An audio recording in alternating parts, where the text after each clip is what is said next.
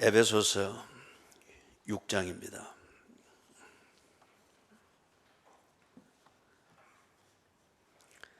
에베소서 6장 10절에서부터 17절입니다. 끝으로 너희가 주 안에서와 그 힘의 능력으로 강건하여지고 마귀의 관계를 능히 대적하기 위하여 하나님의 전신갑주를 입어라. 우리의 씨름은 혈과 육을 상대하는 것이 아니요 통치자들과 권세들과 이 어둠의 세상 주관자들과 하늘에 있는 악의 영들을 상대함이라. 그러므로 하나님의 전신갑주를 취하라. 이는 악한 날에 너희가 능히 대적하고 모든 일을 행한 후에 서기 위함이라. 그런즉 서서 진리로 너희 허리띠를 띠고 의의 호심경을 붙이고 평안의 복음이 준비한 것으로 신을 신고 모든 것 위에 믿음의 방패를 가지고 이로써 능히 악한 자의 모든 불화살을 소멸하고 구원의 투구와 성령의 금 곧 하나님의 말씀을 가지라. 아멘. 성령의 금 곧 하나님의 말씀, 이 무기에 대하여서 지금 지난 주일과 이번 주일 계속 살피고 있습니다. 그래서 지난 주일은 이 검을 쓰시는, 검을 사용하는 성령이 누구이신가, 그리고 그 성령은 어디에 계신가, 이 부분에 대해서 지난 주일은 살펴봤습니다. 그러면 오늘은 그럼 그 성령이 무엇을 하시는가? 무엇을 하시는가?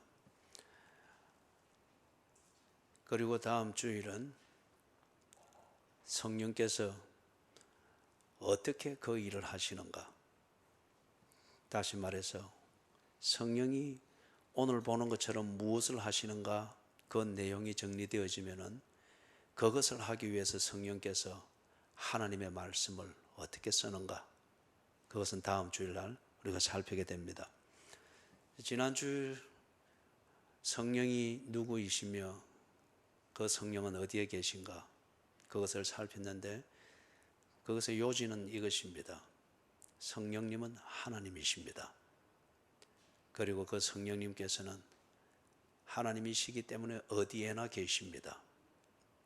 어디에나 계시는 성령님이 나와 개인적인 관계가 맺어질 때에 그분은 내게 있어서는 개인적으로 내재하십니다.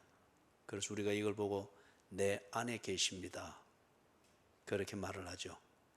내 안에 계십니다.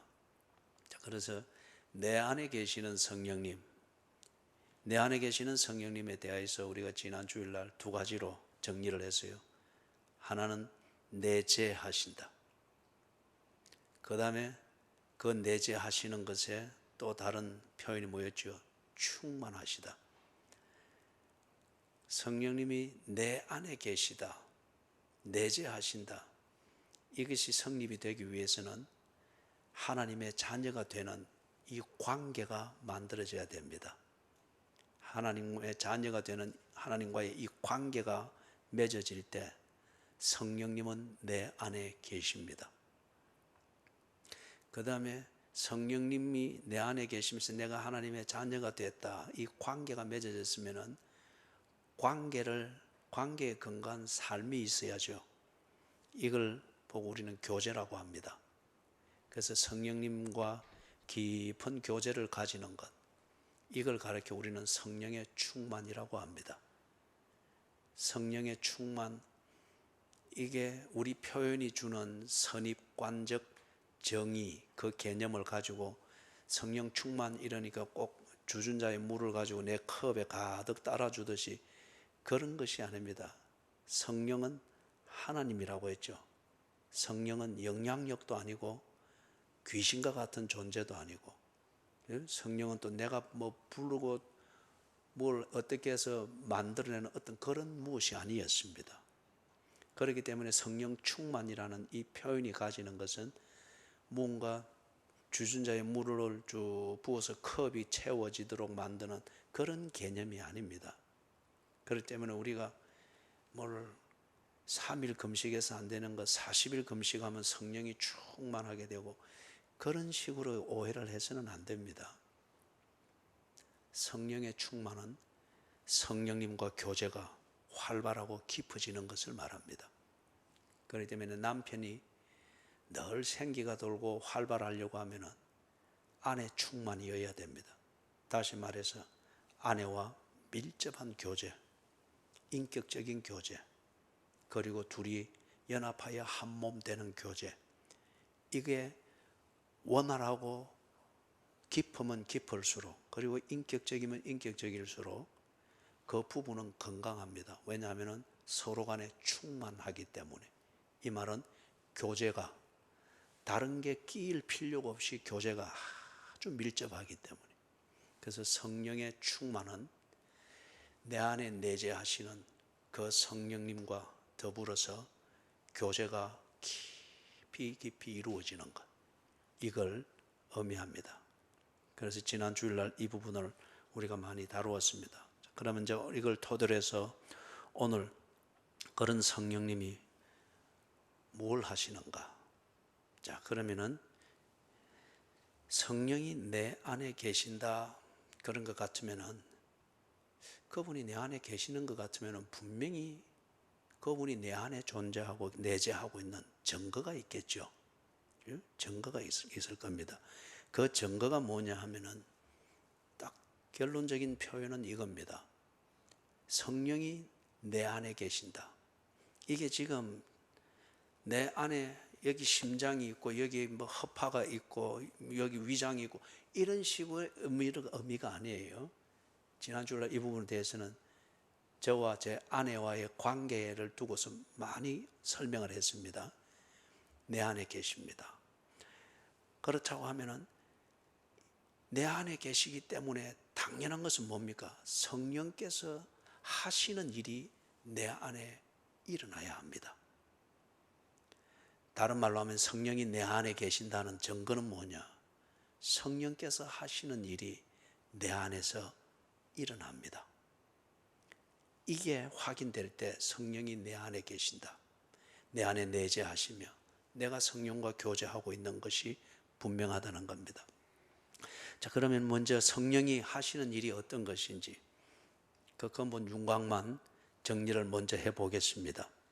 성령께서 내 안에 계시면서 하시는 일이 무엇인가? 그 첫 번째 것은 예수님을 구세주로 고백하고 영접하는 일이 일어납니다. 예수님을 구세주로 고백하고 영접하는 이 일은 성령이 내 안에 계시지 아니하면 이 일은 불가능합니다. 좀 이따가 우리 자세히 보겠습니다만은 예수가 2000년 전에 그런 사람이고 그런 좋은 일을 했고 위대한 일을 했고 성경의 역사적 사실이라는 이 차원에서는 다 인정은 합니다. 그리고 좋은 분이다, 위대한 분이다, 닮고 싶은 분이다, 신으로 숭배를 받아도 그럴 만한 자격이 있는 분이다 까지 인정할 수 있습니다.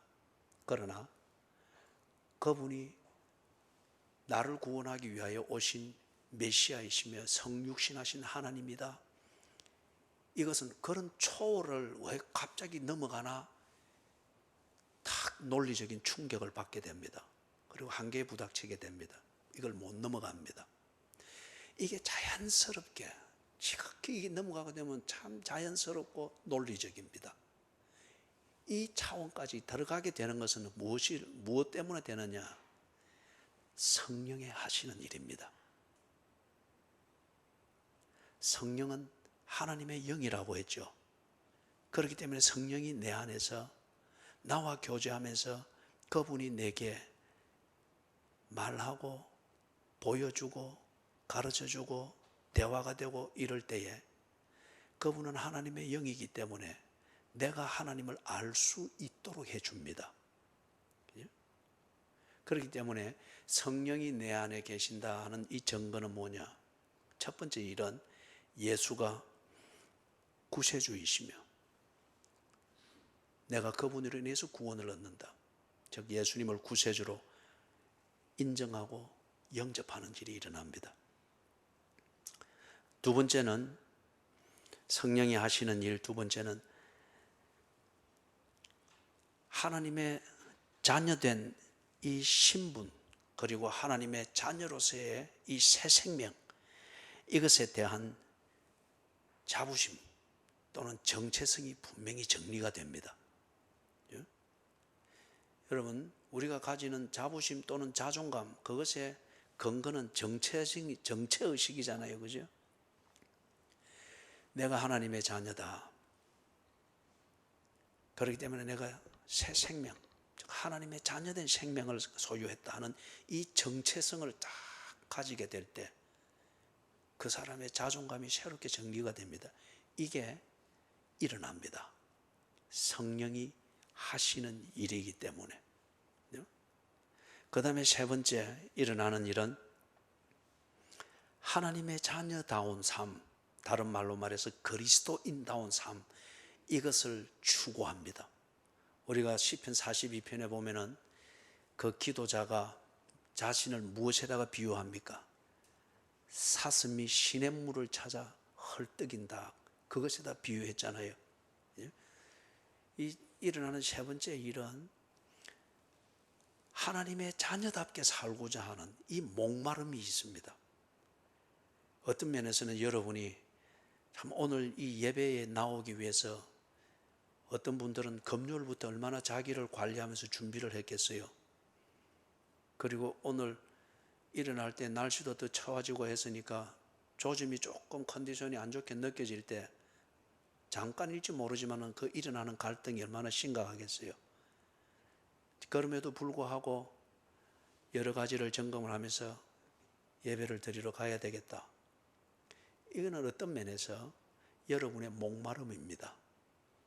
여러분의 굶주림입니다. 무엇에 대한 굶주림이며 목마름이죠?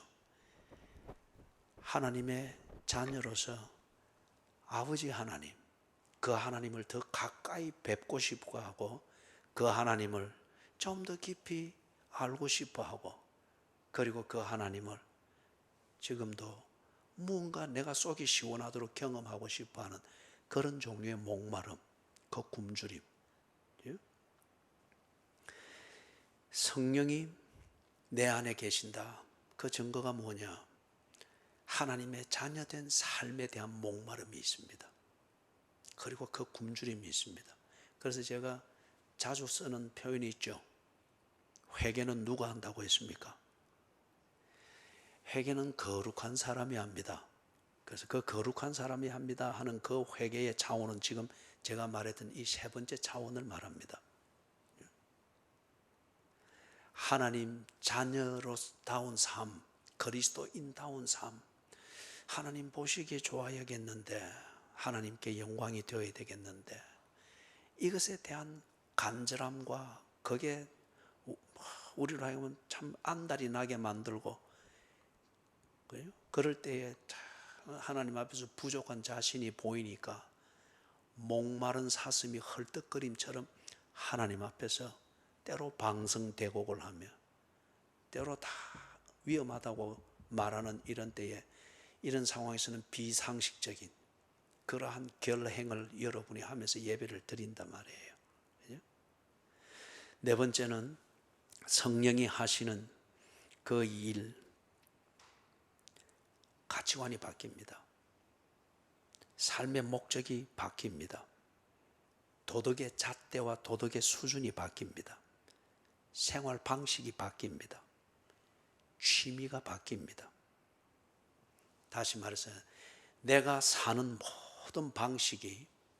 모든 방식이 하나님 중심, 그리스도인다운 삶, 이것 중심으로 다 바뀌어갑니다. 누가 강요해서가 아니고 그게 꼭 어떤 면에서는 알러지가 있는 것처럼 그게 부질없이 보이고 무가치하게 보이고 때로 시간 낭비처럼 보이고 그렇게 해서 다 바뀌게 됩니다. 이 네 가지의 일이, 대충 정리하면 이 네 가지의 일입니다. 성령이 내 안에 계신다. 그러면 분명히 성령이 하시는 일이 내게 일어나야 합니다. 그것이 네 가지. 예수님을 구세주로 인정하고 영접합니다. 두 번째, 하나님의 자녀된 신분과 새 생명에 대한 정체성을 가집니다. 세 번째, 하나님의 자녀다운 삶을 추구합니다. 네 번째, 자신의 모든 사는 방식과 가치관과 목적이 하나님 중심, 그리스도인다움, 이것 중심으로 다 바뀌어가게 됩니다. 자, 그러면은 조금 더 이제 자세히 살펴보십시다. 성령이 내 안에서 무엇을 하시기에 앞에서 소개했던 네 가지로 정리했던 이런 일들이 내게 일어나는 것일까? 성령이 무엇을 하시기에? 오늘 이 부분을 좀 집중적으로 다루고자 합니다. 자, 우리 한 군데 더 성경을 찾아봅니다. 요한복음 16장.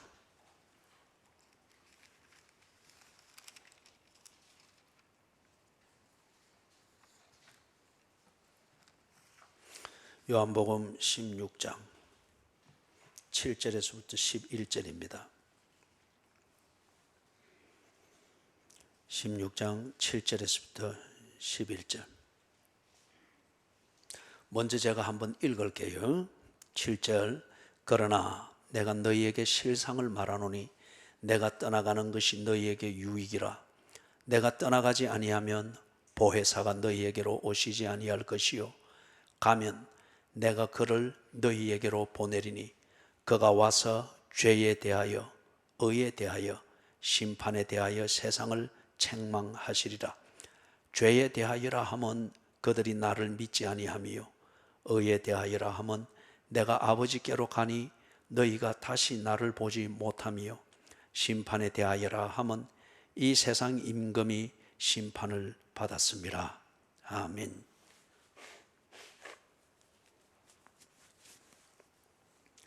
성령께서 거기 지금 보혜사는 성령님이 하시는 그 일의 기능을 강조해서 그렇게 써놓은 별명입니다.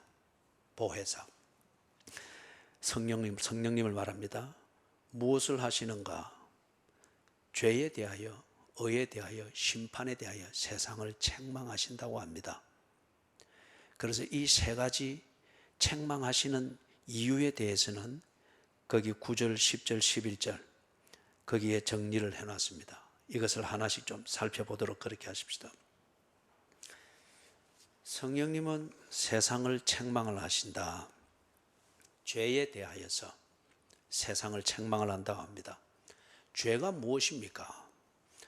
소요리 문답 14문에 보면은 죄가 무엇입니까? 답. 죄는 하나님의 뜻을 순종하지 않거나 순종함에 있어서 태만한 것이 죄입니다. 그렇게 되어 있습니다. 하나님의 뜻을 어기거나 하나님의 뜻을 순종함에 있어서 태만한 것, 플러스 마이너스 제로의 위치를 지키는 이것 있을 수가 없다는 거예요. 기독교 도덕에서는 양비론이라고 하는 이게 없습니다. 그래서 죄는 하나님의 뜻을 순종하지 않거나 순종함에 있어서 태만한 것이 죄라고 합니다. 그러면 하나님의 뜻이 무엇입니까? 이것은 복음서를 보면 예수님께서 제자들에게 가르칠 때 그랬습니다. 하나님의 뜻은 아버지께서 보내신 자를 믿는 것이 하나님의 뜻이라고 했습니다. 아버지께서 보내신 자가 누구죠? 메시아입니다. 메시아가 딱 보이거든. 그가 메시아인 것을 믿고 하나님께서 선지자들을 통하여서 예언한 그대로 메시아를 영접하고 메시아와 더불어서 하나님이 약속한 바대로 하라는 거예요. 그게 하나님의 뜻이라는 겁니다. 그걸 다른 표현으로 말하면 하나님의 뜻은 이 세상에 있는 자기 백성들을 저희 죄에서 구원하는 것이죠. 자기 백성들을 저희 죄에서 구원하기 위하여서 메시아를 보낸 겁니다. 그렇기 때문에 메시아를 믿는 것, 하나님이 보내신 자를 믿는 것, 그것이 아버지의 뜻이라는 겁니다. 그렇기 때문에 거기 죄에 대하여라 하면 그들이 나를 믿지 아니하며, 조금 더 설명을 해보겠습니다. 예수님께서 바로 하나님께서 보내신 자 메시아입니다. 그런데 당시에 유대인들이 예수님을 보면서도 예수를 믿지 아니했습니다. 이 유대인들이 지금 우리가 보고 있는 구약 성경 그 내용에 보면은 선지자들이 많은 예언을 했잖아요. 그 예언의 중심은 다양하게 예언이 주어지고 설명이 되어졌지만은 그 말하고자 하는 중심은 뭐냐? 메시아입니다. 하나님이 자기 백성을 구원하기 위하여서 구원자를 보낼 것이다. 그를 믿는 자마다 구원을 얻게 될 것이다. 이게 선지자들이 다양한 상황에서 다양한 방식으로 다양한 회중들을 향해서 설명하고 설교하고 가르친 것의 핵심입니다. 유대인들이 이걸 믿었습니다. 그래서 그들이 어떤 상황에 있든지 그들이 희망을 가질 수 있었던 것은 이 메시아를 기다리는 신앙 때문이었습니다. 메시아를 기다리는 근거는 하나님이 그렇게 약속하셨기 때문에, 그들이 믿는 위대한 선지자들이 하나님이 하신 약속을 가르쳐 주고 전해 준 것을 그들이 그렇게 믿고 있기 때문에 선지자들이 예언한 핵심이었던 메시아, 그는 반드시 온다. 그리고 그가 와서 우리를 구원한다. 이것은 하나님의 약속이다. 그렇게 믿고 있습니다. 이게 그들의 신앙이고 어떤 상황에서도 그들을 지탱하도록 만들었던 신앙의 근거였습니다. 예수가 왔습니다. 그리고 선지자들이 메시아가 오면 이런 일을 할 것이다. 그리고 메시아는 이런 특징을 가졌다라고 메시아를 알아볼 수 있도록 선지자들이 예언한 그 모든 표적들을 예수님이 다 보여주었고 경험하게 하였고 확인하게 해주었습니다. 그리고 예수님이 자기 입으로 스스로 내가 메시아라고 말했습니다. 그 다음에 메시아가 오면 할 그 일을 예수께서 직접 해서 보여주었습니다. 유대인들이 눈으로 보았고 그리고 경험을 했고 확인을 했고 직접 말하는 것을 듣기도 했습니다. 자, 그런데 문제는 이제 이것입니다. 눈으로 본 예수, 베들레헴에서 낳고 나사렛에서 자랐고 그리고 갈릴리와 예루살렘을 오가면서 물을 포도주로 되게 하고 오병이어로 남자만 헤아려도 5천 명이나 되는 사람을 먹이기도 하고 물리를 걷기도 하고 죽은 자를 살리기도 하고 풍랑이는 바다를 말씀으로 잠잠케도 하고 귀신을 쫓아내기도 하고 죽은 자를 살리기도 했습니다. 유대인들이 이걸 다 보았습니다. 이걸 부정하지 않습니다. 그가 예수고 나사렛에서 났고 이런 기적을 하며 아주 놀라운 일들을 하고 있다. 본 바를 그대로 인정합니다. 한편 이들이 뭘 가지고 있다고 했죠? 메시아를 약속하고 예언한 선지자들의 그 예언을 철저히 믿고 있었습니다. 그런데 문제는 뭐냐면은 눈에 보이고 경험하고 있는 예수라는 이 사실 자체는 인정을 합니다. 한편 그들이 가지고 있는 메시아에 대한 이 신앙, 이것과 지금 눈으로 보면서 그들이 인정하고 있는 예수와 연결은 못 시키고 있는 거예요. 그렇기 때문에 그들이 예수가 메시아라고 말할 때는 붕괴했습니다. 참남하도다, 또는 네가 신을 모욕한도다 라고 하면서 결국에는 그들이 죽였습니다. 예수를. 그들이 예수를 보고 나사렛 예수, 물로 포도주를 만든 예수, 무리를 걸은 예수, 이걸 인정하지 않는 게 아니에요. 그리고 놀라기도 하고 따라다니면서 듣기도 하고 보고 감동하기도 하고, 그죠? 인정했습니다. 그러나 눈으로 보는 그 지금 경험하고 있는 사실, 이 팩트, 이게 바로 그들이 믿고 있는 선지자의 예언을 통해서 그들이 믿고 있는 바로 그 메시아라고 하는 이것과는 연결이 안 되는 거예요. 눈에 보이는 예수는 예수고 선지자가 예언한 메시아는 메시아고 따로 놀고 있는 거예요. 이게 그들의 죄였습니다. 그런데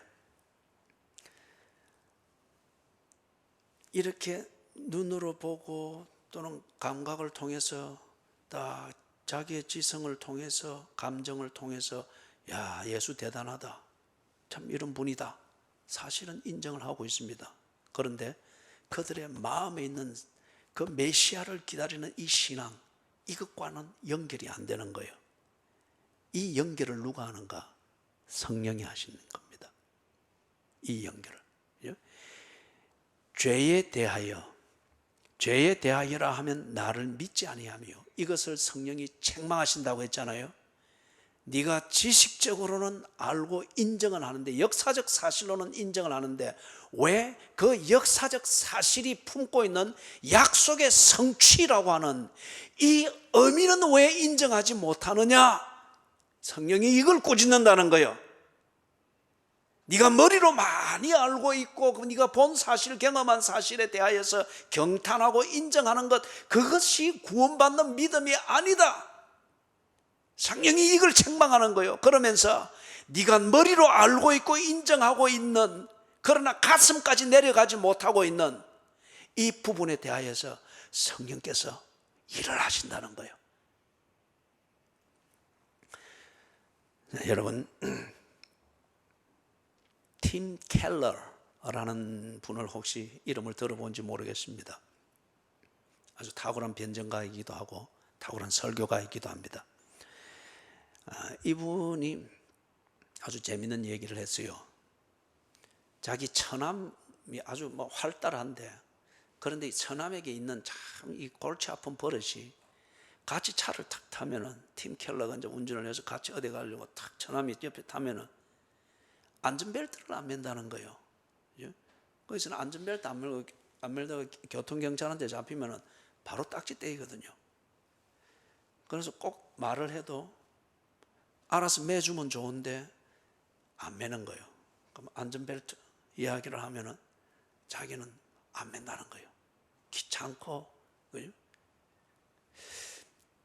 그게 항상 차를 같이 타고 갔다든지, 그게 참 언제나 좀 성가셨는데, 어느 날 쭉 탔는데 처남이 바로 안전벨트 찾아가지고 탁 매더라는 거예요.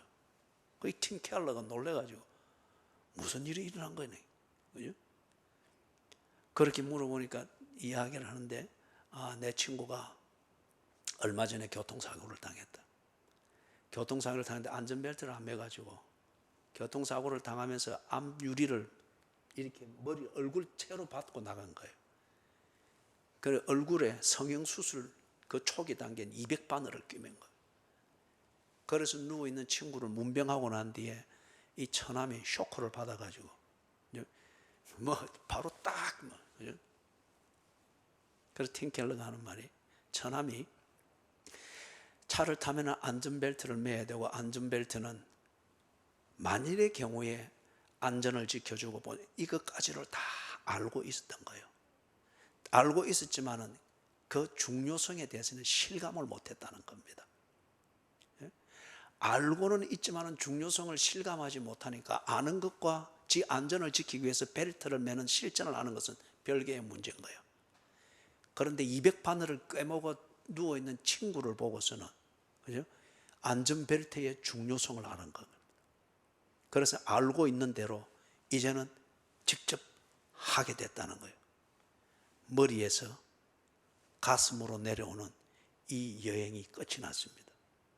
세상에서 가장 먼 여행이 머리에서 가슴까지 오는 거랍니다.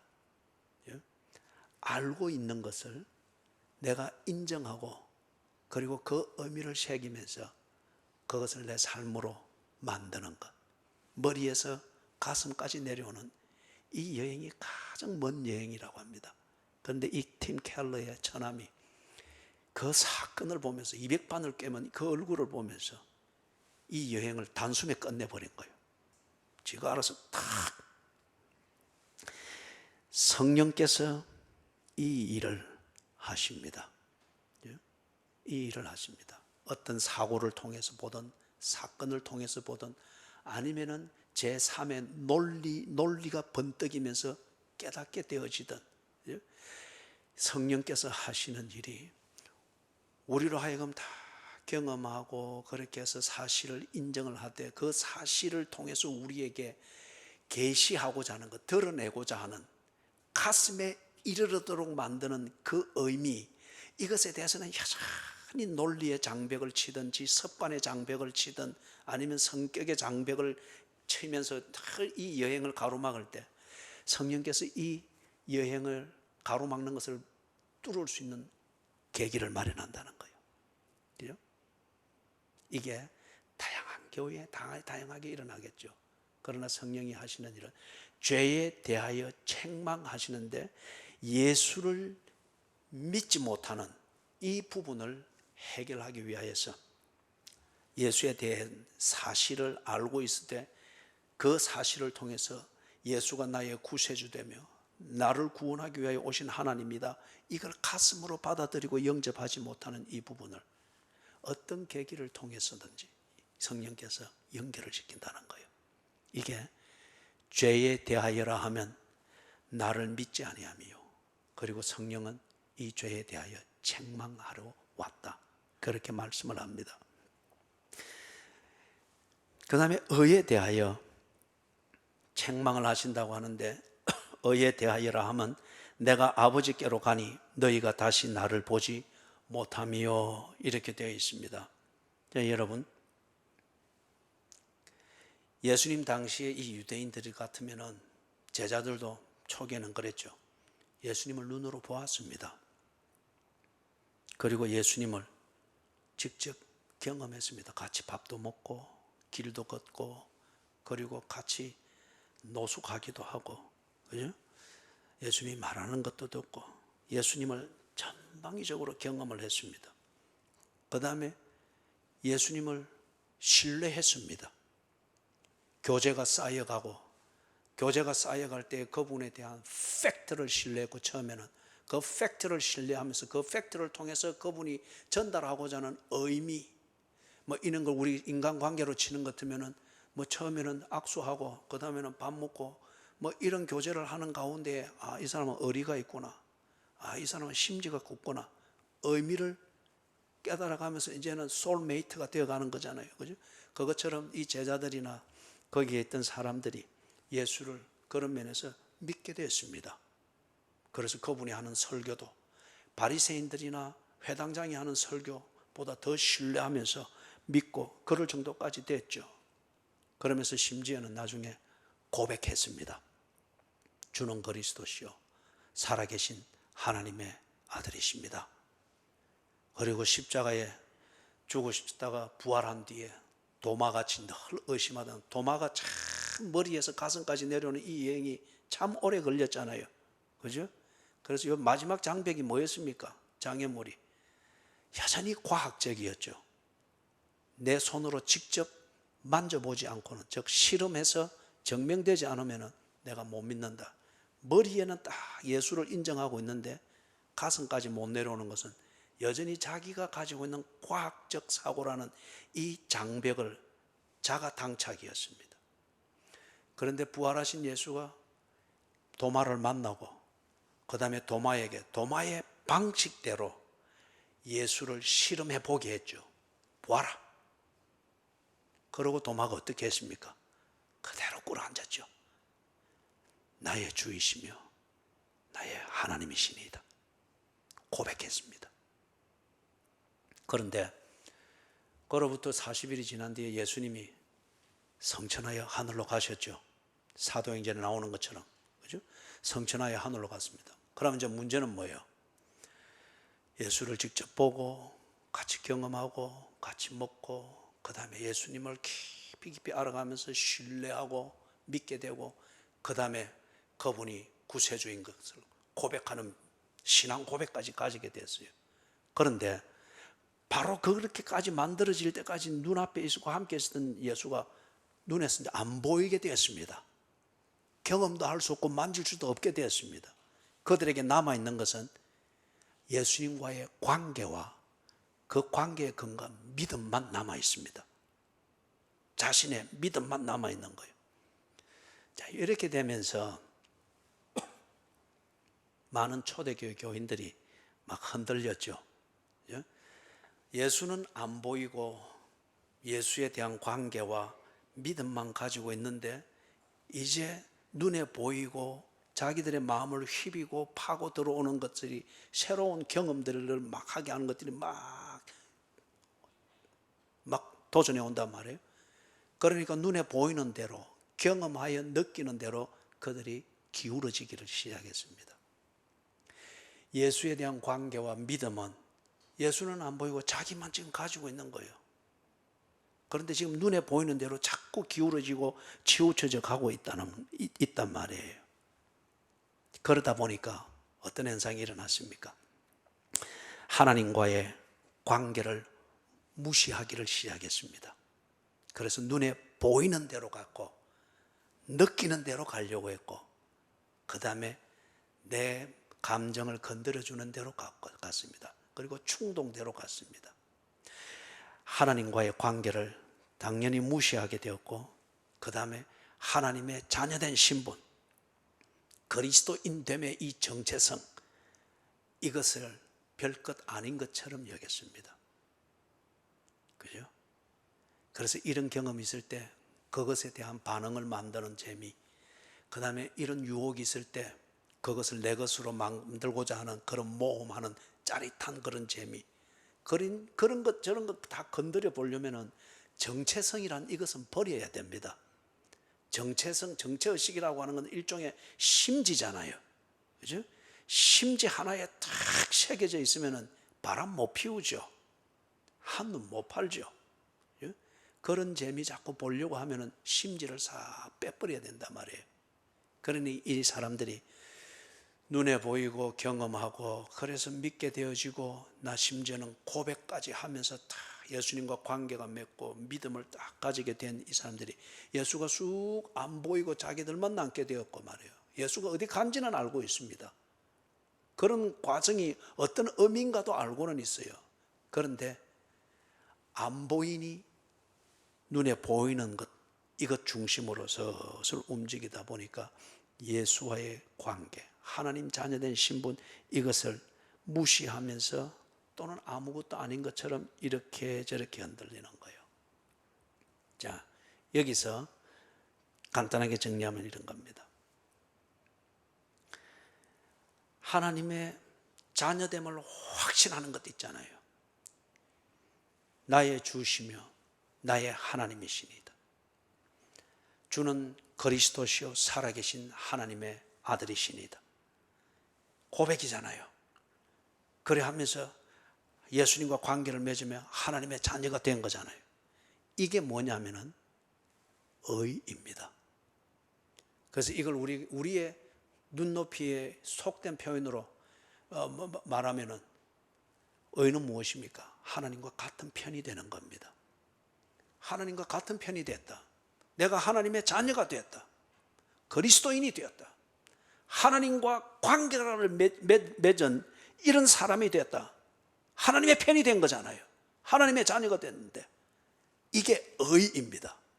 그런데 이 의를, 하나님의 자녀된 이 의를 지켜야 되는데 예수님이 쑥 가고 난 다음에 눈에 안 보이니까, 눈에 보이는 것 따라서 자꾸 움직이니까 이 의를 자꾸 버리는 거예요.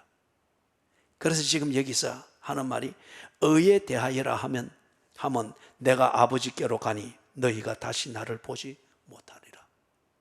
예수님이 안 보일지라도 예수님을 통해서 주어진 그 관계, 신분, 삶, 이것을 대한 분명한 심지를 가지고서 그리스도인의 정체성을 지키면서 살아야 되는데 이 의를 버리는 거예요.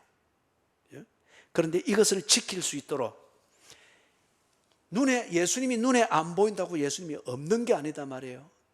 눈에 안 보이니까 이렇게 연약해지는 것은 아닐까?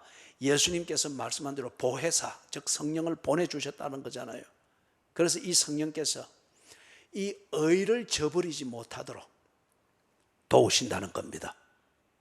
예를 들면은 이런 겁니다. 제임스라고 하는 한 미국인입니다. 지금 한 20대 중반이 됐는데 이 친구가 자기 간증을 했어요. 처음에는 컴퓨터 중독, 그 다음에 컴퓨터 중독에서 그 다음에 야동 중독, 포르노, 그 음란 영상 이 중독이 되면서 이것에서 헤어나오는 그것을 간증을 하는 걸 제가 쭉 들었습니다. 모태신앙입니다. 주일학교를 잘 다녔고 교리 공부를 잘 했습니다. 그런데 10대 사춘기로 들어가면서 이게 교리 공부든 주일학교든 여기서 머리로는 잘 정리되어 있지만 가슴은 전혀 그것하고는 상관이 없는 사춘기를 맞이한 거예요. 그러면서 컴퓨터에 빠졌습니다. 인터넷 중독이 됐습니다. 그래서 예를 들면 뭐 미국 같은 경우는 부모가 태워서 학교 데려다 주잖아요. 좀 멀면은. 그러면 아버지가 태워서 학교 데려다 주면은 그 다음에 거기서 빠져나와 가지고 담 넘어서 2층 있는 자기 방으로 들어가서 낮에 이 컴퓨터 게임 하는 거예요. 부모는 아침에 학교 데려다 주시니까 학교에 있는 걸로 아는 거예요. 다 그래 하고, 그 다음에 밤새도록 하고, 낮에는 고래 타고 올라와서 자는 거예요. 그러고 다음에 나중에 나갔다가 학교에서 돌아오는 척 돌아와가지고 밤에는 또 밤새도록 이거 게임하고 그런 식으로 보내다가 나중에는 이게 이제 음란 동영상에, 음란 영상인데 음란물에 이렇게 접속이 되어지면서 포르노그래피를 늘 이 음란물들을 보고 이러면서 늘 이거 보면서 또 이 10대가 충동해서 늘 또 자위를 하는 거예요. 그러면서 하면서도 지 스스로는 막 수치스러움을 느끼고 하고 나면 후회되어지고 그런데 이걸 끊지를 못하는 거예요. 18살이 되면서 뭔가 결심을 합니다. 이래서는 안 되겠다. 그렇게 해서 옛날에 교회 생활을 하던 이런 것들을 다 회상을 하면서 다시금 뭔가 성경을 읽고 하는 가운데 큰 도전을 받습니다. 그리고 성경 공부에 참석을 합니다. 그러면서 소그룹 성경 공부, 주일 예배 이렇게 하면서 다 많이 정리가 되는 데서 그러면서 간절하지 아직까지 싸우고 있는 것은 음란물에 대한 이 충동을 아직은 이기지를 못하는 거예요. 교회를 갔다 오고 성경 공부를 갔다 오고 이렇게 하면서도 늘 돌아오면은 컴퓨터에 탁 습관적으로 켜고 그리고 그 사이트로 들어가서 또 보고 그러면서 그 사이트를 마주 앉아서 그죠? 자위 행위를 하고 그러면서 자기는 더 괴로운 거예요. 그러면서 딱 목적은 이 음란물로부터 자유를 얻는 것. 이게 그의 전부가 된 거예요. 그러면서 이걸 위하여서 교회도 가고 성경 공부도 하고 막 그러면서 나름대로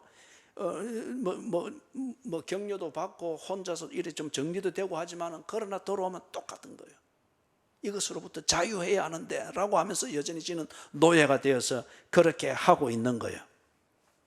그런데 21살 참 오랫동안 싸우고 있죠, 그죠? 사실 이 중독이라고 하는 게 그렇게 쉽지 않잖아요. 21살 때에 성경 공부 금요일날 갔다가 돌아오면서 보니까 무슨 거실에 부모님들 앉아서 TV를 보는데 모델 같은 사람이 딱 나오는 거예요. 그걸 보면서 또 대반에 탁 습관적으로 체질처럼 음란물과 그런 또 자위 행위가 이런 게 또 쫙 머리에 떠오르는 거예요. 지방으로 돌아가서 자기와의 싸움을 하는 거예요. 비참할 정도로 싸우는 거예요. 그러면서 이제 성경을 보는데 자기를 이제 극복하려고 그죠? 이것으로부터 자유한다. 극복하려고 로마서 7장을 봅니다. 로마서 7장에 딱 보니까 거기서 바울이 굉장한 갈등을 하고 있거든요. 예? 로마서 7장에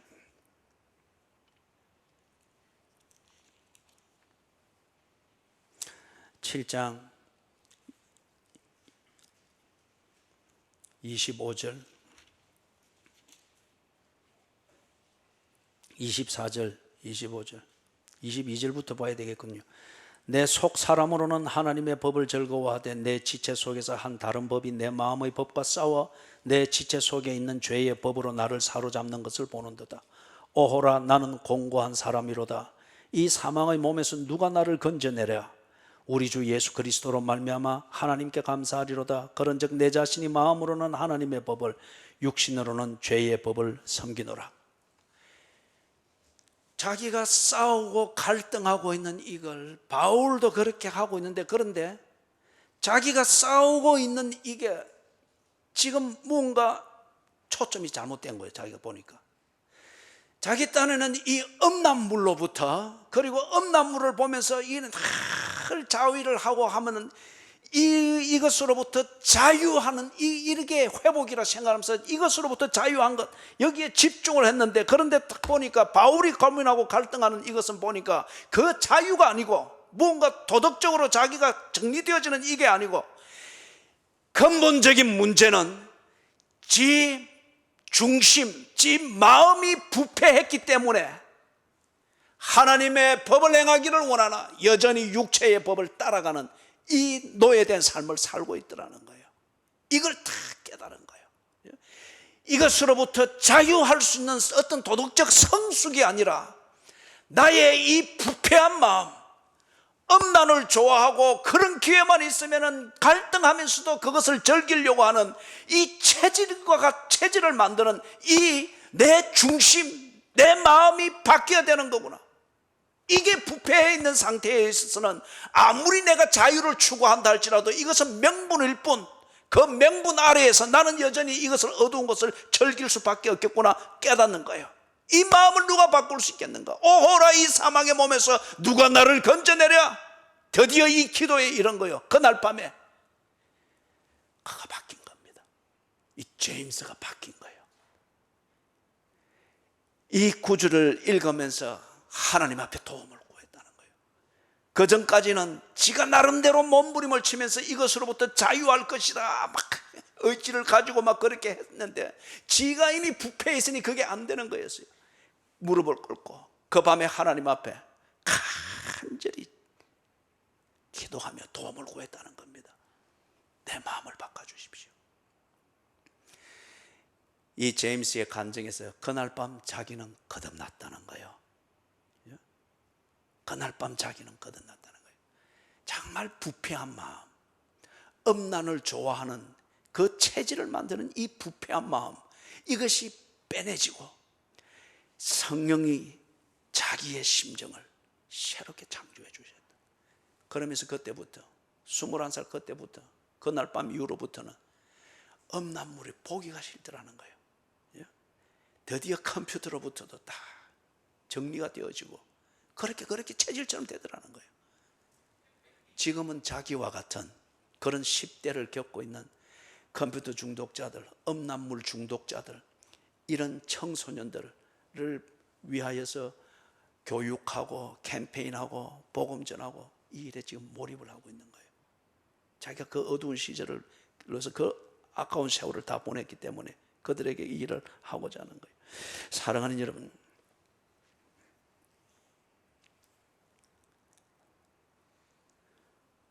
성령께서 오셔서 무엇을 하는가?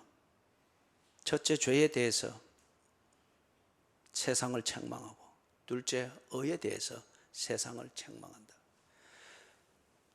내가 알고 어느 정도의 믿음도 있다라고 할 정도로 있어서 제임스처럼 성경 공부도 가고 예배도 가고 자기 몸부림하면서 바로 살아야 되는데 몸부림도 치고 이렇게 하는데, 정작 그럼에도 불구하고 하나님과의 관계를 무시하면서 음란 동영상 앞에서 밤새 보내고 뭔가 자기 취미하면서 밤새도록 보내는 의를 행해야 될 관계에 있음에도 불구하고 그 관계에 충실한 삶을 살지 못한단 말이에요.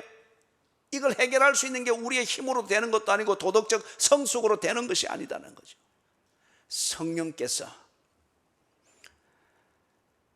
우리의 의로운 삶을 위하여서 우리의 영을 바꾸신다고 합니다. 우리의 영, 부패한 영에서 새 영으로 바꾸신다고 합니다. 이 부분에 대해서는 여러분이 댁에 돌아가서 로마서 8장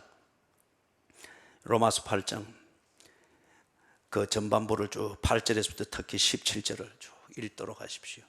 양자의 영을 가진 자, 그러나 육체의 영을 가졌을 때에는 아무리 도덕을 갖다 주고 아무리 좋은 관계를 갖다 주어도 그 영대로 간다는 거예요. 그러나 양자의 영을 가졌을 때에, 하나님의 영을 가졌을 때에, 그때에는 우리의 체질들이 다 그 영을 따라 바뀐다는 거예요.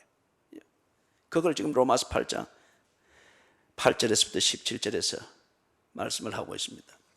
마지막 세 번째는 성령께서 우리 안에서 무슨 일을 하시는가? 심판에 대하여서 세상을 책망하신답니다.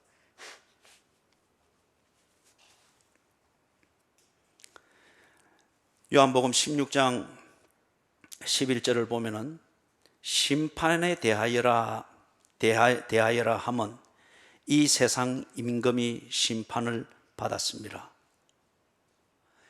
거기에 관주에 보면은 골로새서 2장 15절을 보라고 그렇게 되어 있을 겁니다.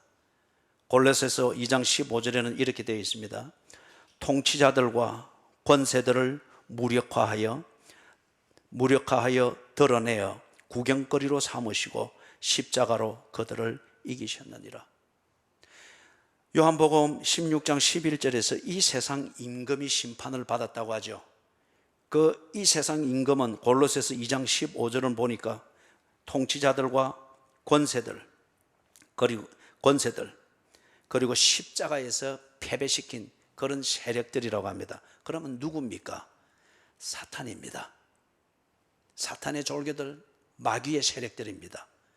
이 마귀가 영적인 존재들, 귀신들이 사람을 부리기도 하고 세상의 권력 구조를 부리기도 하고 이렇게 해서 마귀의 권세, 즉 이 세상 임금 노릇을 하지요. 무엇을 가지고 그렇게 합니까? 이 마귀, 이 어둠의 권세들이 무엇을 가지고서 정의로운 것을 불의하게 만들고 공평한 것을 불공평하게 만들고, 그래서 사람들을 거기에 복종하고 굴종하도록, 그래서 부패한 삶을 살도록 그렇게 막 굴종적으로 몰아갑니까? 죽음이라고 하는 이 공포입니다. 이때 말하는 이 죽음은 단지 우리가 한 6, 70년 살다가 죽는 이 목숨을 말하는 것이 아니고, 이 죽음은 영원한 멸망을 말합니다. 특히 이게 유대인들에게 있어서는 지옥이라는 이 개념이 그들에게 무섭게 작용을 했죠.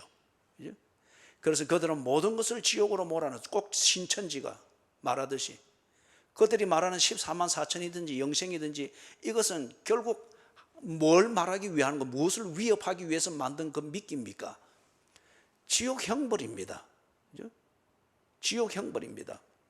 이런 식으로 이들이 막 몰아넣는단 말이에요. 이것에 대해서 사탄의 권세가 사용하는 그 위협을 위해서 사용하는 죽음이라고 하는 것, 멸망이라고 하는 것, 지옥의 권세라고 하는 것, 그것은 사탄이 말하는 대로 되는 것이 아니라는 거예요.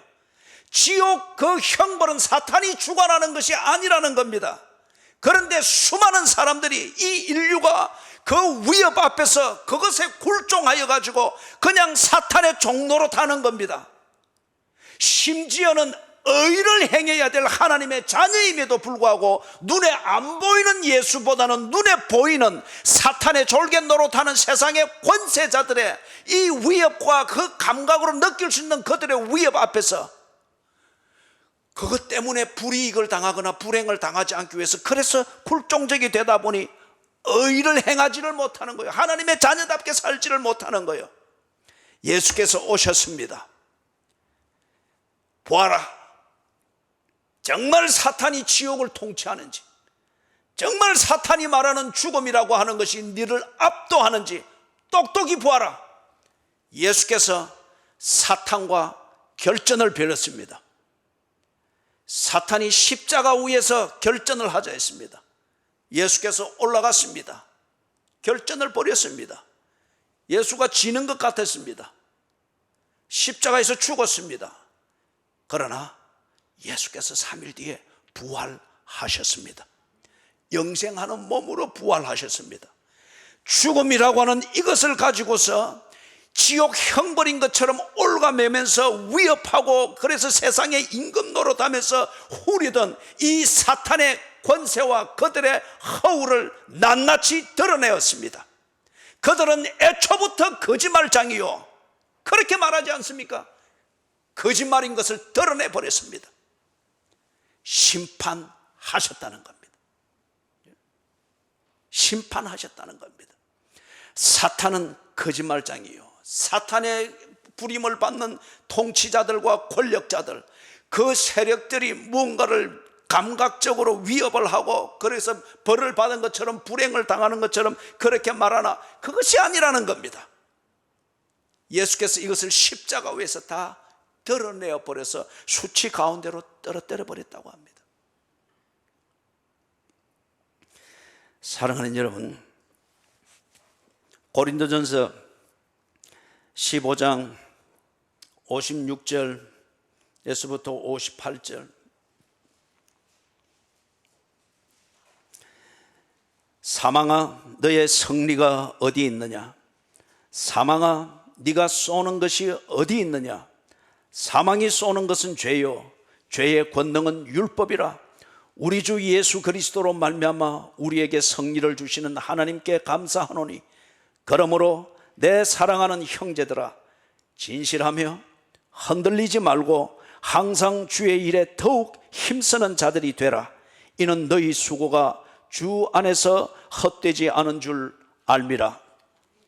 로마서 8장 38절 39절, 내가 확신하노니 사망이나 생명이나 천사들이나 권세자들이나 현재일이나 장래일이나 능력이나 높음이나 깊음이나 다른 어떤 피조물이라도 우리를 우리 주 그리스도 예수 안에 있는 하나님의 사랑에서 끊을 수 없으리라.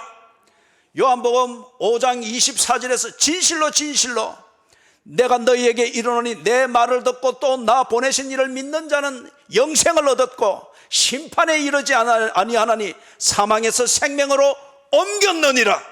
아멘. 사탄이 신천지를 이용하든 사이비를 이용하든 이만희를 이용하든 아니면 타락한 세상의 정부와 권력을 이용해서 무언가 지옥 형벌 아니면 불행 아니면 고난 이런 것들을 내세우면서 의의 자리에서부터 떠나게 만들고, 눈에 안 보이는 예수라고 하여서 눈에 보이는 위협 앞에서 그렇게 충실하게 사는 것이 순리를 따라 사는 것처럼 회유하기도 하고, 이렇게 하는 데 대하여서 어리석은 교인들이, 어리석은 성도들이 그것이 길인가 싶어서 헤우적거리는데 그렇지 않다는 거예요. 예수께서 심판하셨다는 겁니다. 사탄의 허울을 벗겨내셨다는 거예요. 사탄의 공포와 위협을 벗겨내셨다는 거예요. 하나님의 자녀된 자들, 그들은 이미 그 관계 안에 있는 이 자체가 영생을 얻었고 심판에 이르지 아니하나니, 사탄이 위협하며 공갈치는 그런 종류의 심판이 없습니다. 하나님의 자녀들에게 사망에서 생명으로 옮겼습니다. 지금 그리스도인이 사는 삶은, 지금 하나님의 자녀들이 사는 삶은 영혼의 현재성입니다. 영생을 살고 있는 것입니다. 말씀을 정리합니다.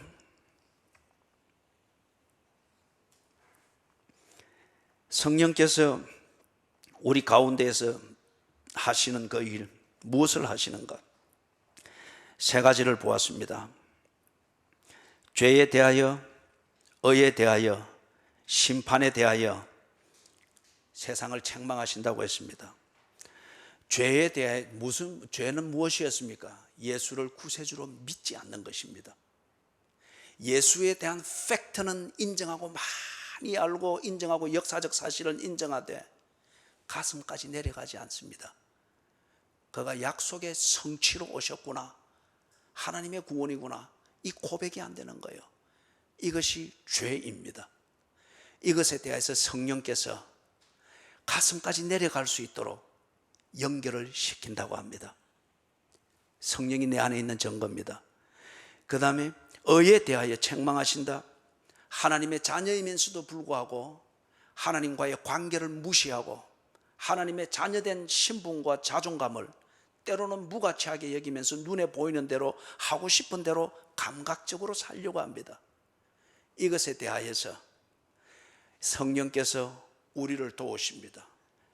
우리가 뭔가 도덕적으로 성숙해지고자 하는 이 집념이 우리를 새롭게 만드는 것이 아니고 영이 바뀌어야 된다고 합니다. 그죠? 죄인의 심장을 가지고는 죄 짓는 짓밖에 할 수가 없어요. 하나님의 자녀된 심장을 가졌을 때 우리의 몸은 죄인으로서 단련이 되어 있을지라도 우리의 심장이 우리의 몸의 체질을 바꾼다고 합니다. 성령께서 이것을 한다고 합니다. 그리고 심판하셨다고 합니다.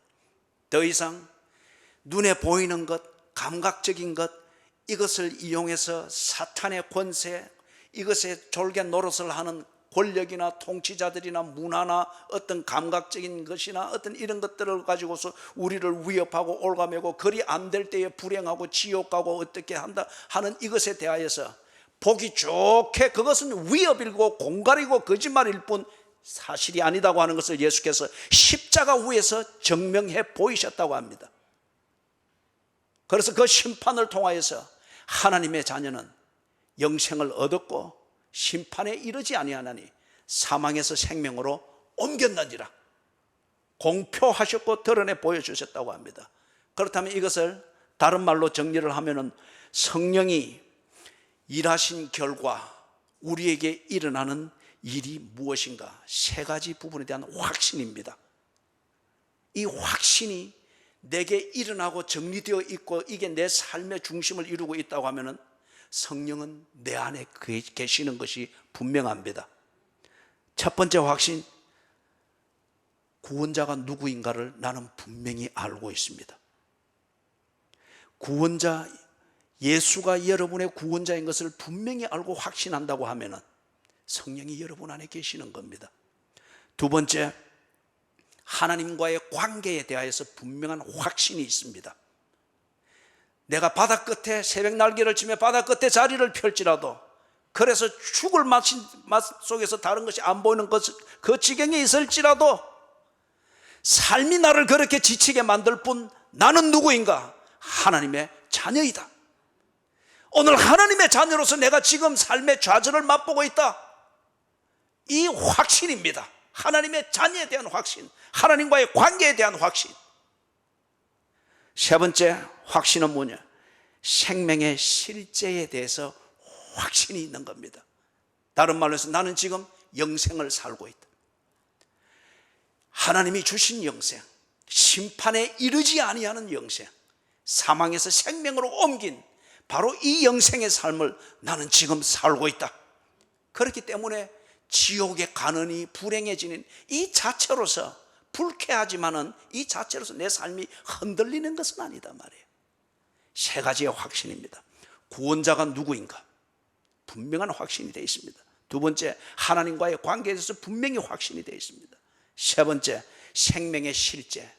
지금 내가 영생을 살고 있다고 하는 이 실제에 대해서 분명한 확신이 있습니다. 이 확신은 무엇으로부터 오는가? 성령이 내 안에 계시면서 나를 위하여 일하시기 때문입니다. 그렇기 때문에 이 확신을 가지는 것입니다. 만약에 여러분이 이 확신이 없다고 하면은 제임스처럼 좀 성숙하고 바로 살아야지 그렇게 해서 이제 이런 것도 안 보고 뭐 저거 막 애를 쓰는데 그게 하나님의 자녀된 증거가 아닙니다. 그게 성령이 내 안에 있다고 하는 증거가 아닙니다.